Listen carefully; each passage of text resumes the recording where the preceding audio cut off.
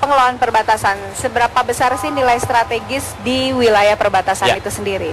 Kalau dari sisi nilai strategisnya pasti sangat strategis karena menyangkut persoalan kedaulatan negara yang harus kita pertahankan. Sisi kedua juga menyangkut kesejahteraan rakyat seluruh Indonesia yang selama ini memang perlu memperoleh perhatian. Itu nilai strategisnya. Cukup sangat berarti sebetulnya ya. Jadi harusnya menjadi target utama nih Pak. Oleh karena itulah pemerintah memang mulai tahun 2010 ini itu sudah memulai yang namanya spirit baru ya untuk mengelola perbatasan. Selama ini sudah ditangani sebenarnya, memang karena kurang komprehensif, kurang terpadu, masih sektoral, peluit masih dipegang oleh masing-masing, sehingga mengakibatkan pengelolaannya kurang efektif, sehingga progres di perbatasan ya masih nampak slow. Oleh karena itu mulai 2010 dengan peraturan Presiden nomor 12 itu spirit baru untuk niat pemerintah merubah dengan paradigma baru ini perbatasan yang dulu dipersepsikan sebagai halaman belakang negara menjadi halaman depan negara. Itu prinsipnya. Karena kalau mau menyeberang itu pasti lihat wilayah perbatasan dulu ya Pak persis. Ya. Tapi kalau dari sisi ekonomisnya Pak Yoga, daerah perbatasan itu apa saja yang bisa diambil dari segi ekonomi? Kalau dari segi ekonomi kita memang sudah melakukan semacam identifikasi dan eksplorasi ya terhadap potensi-potensi di wilayah perbatasan, dan sebetulnya kalau kita lihat perbatasan ini ada yang perbatasan darat dan perbatasan laut. Kalau darat jelas kita lihat seperti di perbatasan dengan Malaysia, itu jelas kita punya perkebunan yang cukup potensial dalam hal ini, dan bahkan di negara tetangga kan sudah dibangun juga banyak sekali perkebunan. Kemudian di daerah pesisir, mulai pulau-pulau kecil terluar dan sebagainya, itu juga potensi pariwisatanya, potensi perikanan dan sebagainya. Itu juga kita lihat sebagai potensi ekonomi yang kita perlu kembangkan. Karena itu memang tadi seperti Pak Sony sampaikan, memang kita coba merubah paradigma dari halaman belakang menjadi halaman depan. Jadi semacam etalase yang harusnya kita kembangkan ya, semacam business development center dan sebagainya di wilayah perbatasan. Jadi bukan cuma buat buangan, kalau gudang tuh biasanya di belakang kan, kita buang aja barang-barang, tapi kita taruh sekarang di depan kan dipercantik harusnya. Juga menjadi etalase kalau mau jual apa-apa dan sebagainya. Jadi semacam economic activities yang harus kita kembangkan di daerah perbatasan dalam hal ini. Sangat jelas untuk itu. Jadi harusnya menjadi bagian etalase yang dilihat duluan ya Pak ya. Lalu bagaimana mengenai namanya juga kalau suatu perbatasan itu seringkali menjadi daerah ketegangan atau sengketa. Ya, namanya tetangga ya biasanya suka ada yang ini batas kita, ini batas Anda gitu ya. Sekali itu atau bagaimana? Lebih-lebih dikit gitu atau tanamannya lebih-lebih ke sana sedikit, itu bagaimana? Jadi sebenarnya kita menganggap negara lain itu sebagai tetangga. Di satu sisi kita ingin mencoba menyelesaikan persoalan-persoalan seperti itu secara bersahabat melalui perundingan. Oleh karena itu ada forum-forum kedua negara dengan berbagai nama. Ada forum Joint Border Committee atau GBC yang kita duduk setiap tahun sekali.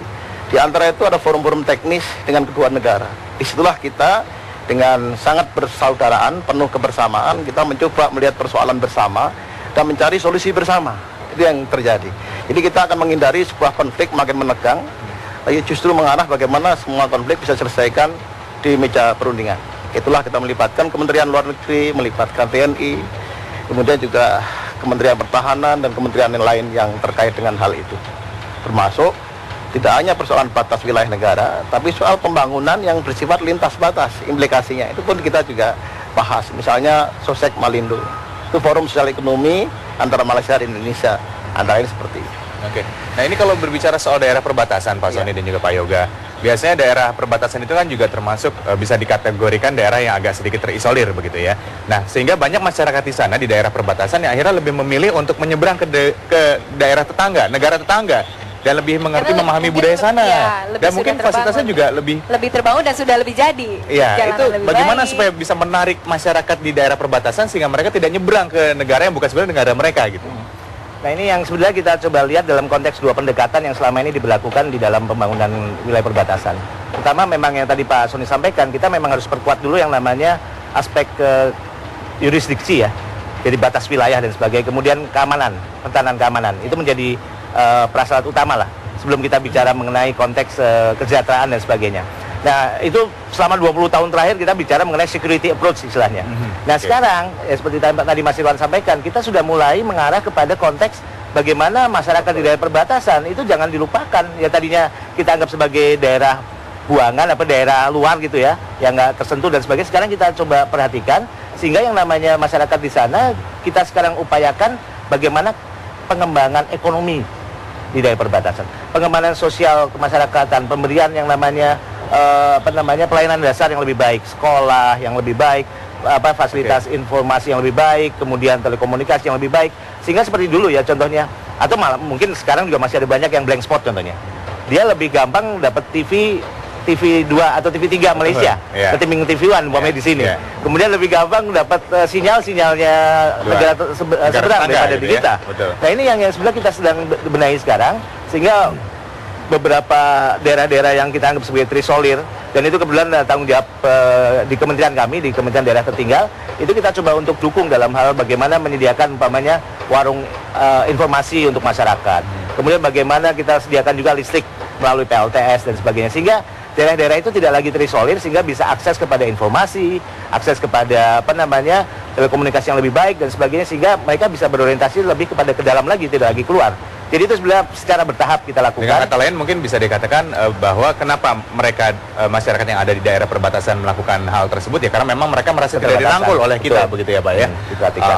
Nah hal lainnya lagi nih Pak Yoga, katakanlah kalau misalnya hidup itu kan membutuhkan perekonomian yang baik, bisnis atau usaha. Nah ini kan kemarin sempat diungkit bahwa kebijakan non fisiknya nih bagaimana, seperti perizinan usaha, izin membangun pabrik, itu apakah sekarang mungkin mulai bisa dipermudah, jangan jauh udah jalan ratusan kilometer kemudian izinnya belum tentu keluar hari mungkin itu. Pak Soni nih kayaknya jatahnya nih Pak Soni nih. Baik, untuk menjawab semuanya itu sebenarnya kan ada rasa ketidakadilan masyarakat perbatasan, sehingga mereka ada kesenjangan yang luar biasa, sehingga mereka mau nyebrang terutama dengan RI Malaysia.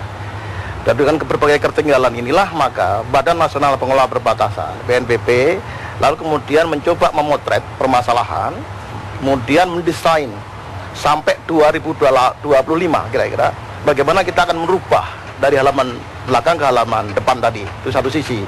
Yang kedua juga menjadikan membuat sebuah berbagai kebijakan khusus yang dulu tidak terfokus ke lokasi, sekarang kita fokuskan kepada lokasi-lokasi yang memang kita anggap sangat prioritas.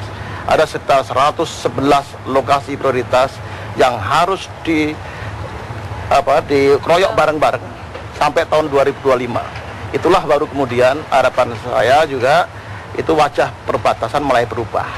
Gula kita taruh lagi ke perbatasan. Dulu nggak ada gula, kita taruh gula. Terus fasilitas batas di depan yang dulu sangar kita rubah menjadi wajahnya ramah investasi. Wah. Seperti itu kira-kira. Betul.